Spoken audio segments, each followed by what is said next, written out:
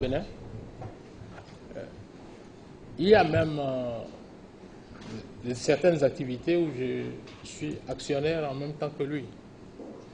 Le Novotel, je suis actionnaire minoritaire là-bas, il est actionnaire majoritaire.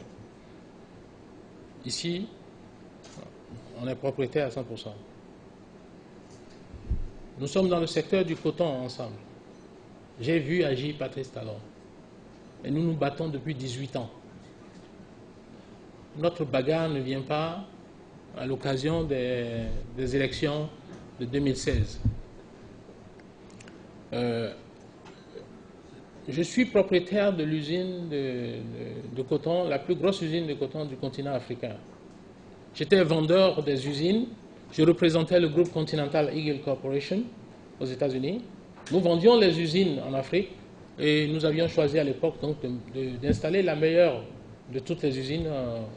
On l'a installée au Bénin, dans le nord du Bénin. Nous avons une seule usine. Pour faire court, Patrice Talon en a 15. Nous avons construit notre usine avec des financements privés. Patrice Talon n'a construit aucune usine. Ces 3 premières usines qu'il a eues dans les années 90, nous avons les documents, nous avons la preuve. C'est l'État du Bénin qui a financé l'achat des équipements, l'installation des usines. La Sonapra en son temps. Et par une alchimie dont lui seul a le secret, il s'est réveillé un matin, on l'a supplié, on lui a remis les 3 usines. Il est devenu un milliardaire par décret. Je parie qu'il n'y a personne dans cette salle qui soit capable d'échouer. Si on peut le réveiller un matin, on lui balance 3 usines aux frais de la princesse.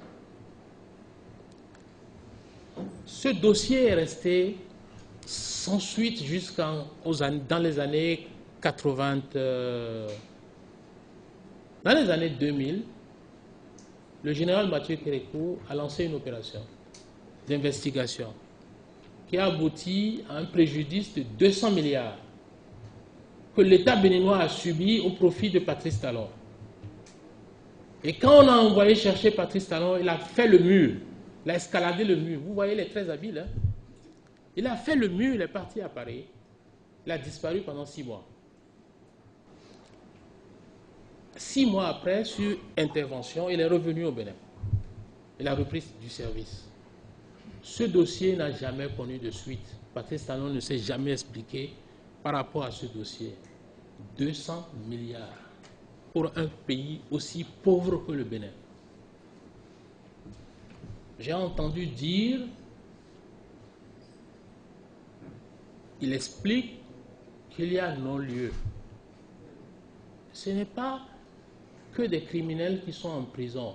Et tous ceux qui sont en liberté ne sont pas innocents. La justice, si vous avez de bons avocats, vous pouvez toujours vous sortir des griffes de la justice. Je parle de questions morales.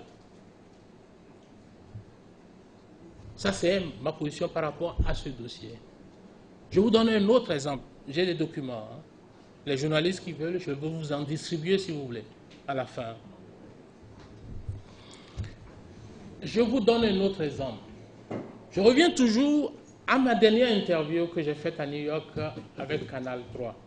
Je me suis attaqué à Patrice Talon en le traitant de pilleur de l'économie, de prédateur. J'ai parlé sur Africa numéro 1, qui m'a interviewé, j'étais à Washington, je crois, je ne sais pas combien de mois ça fait, et j'ai parlé du fait que Yahi Boni n'a jamais gouverné le Bénin depuis 2006, qu'il était otage de Patrice Talon.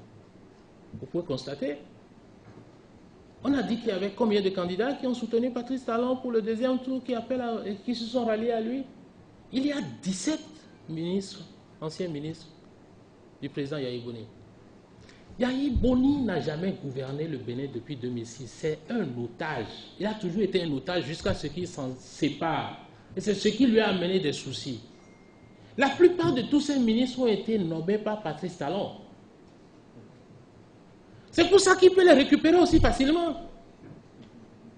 Mais j'ai vu, quand j'ai quitté les États-Unis il y a quelques jours, j'ai vu une vidéo qui a circulé où il y avait des ministres qui sont aujourd'hui, font partie aujourd'hui de la coalition de rupture, qui avaient des éloges sur le président Yahya Boni il y a de cela seulement quelques mois en arrière.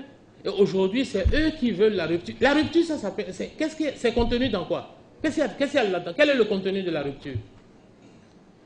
C'est Talon qui nous a vendu en 2006 le changement. Tout le monde a vu M. Talon en première ligne défendre, soutenir la candidature à coups de milliards du président Yahya Boni.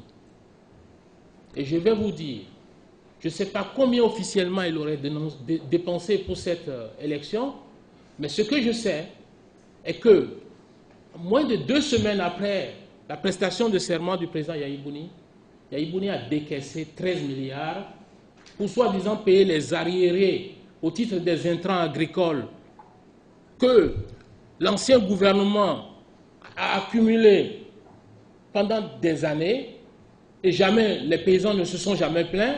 Il a fallu que le président Yahya Boni arrive pour qu'on le prenne. On l'a déporté de la présidence. J'ai dit déporté. On a amené le président au ministère de l'Agriculture faire une réunion où on lui a fait voir que s'il ne paye pas la dette de 13 milliards, il n'y aura pas de production agricole. Et on a fait venir quelques paysans du Nord qui ont signé des documents pour dire qu'ils menaçaient de ne pas faire la production agricole si on ne leur donne pas les arriérés. Et ça a chiffré à 13 milliards. Patrice Talon venait de se faire rembourser ce qu'il aurait dépensé pour la campagne de 2006. Mais ça n'a pas suffi. À quelques semaines après, il y a eu un décret signé du ministre Koupaki avec un certain nombre de ministres. Le décret est là, la copie est ici. Où on a cédé les 10 usines de la Sonapra à M. Patrice Talon. Encore du gré à gré. Vous connaissez quelqu'un qui ne va pas devenir milliardaire, compétiteur né, en prenant tous ces milliards-là? Mais il a fallu que nous nous soulevions. On a fait une campagne de presse. On s'est battu. Le président Yahya Boni m'a appelé personnellement pour me demander pourquoi je m'attaquais à lui. Je lui ai expliqué que ce n'était pas admissible. En son temps, ils ont annulé ce processus. Ils sont revenus de plus belle quelques mois plus tard, ce qui a abouti à la création de la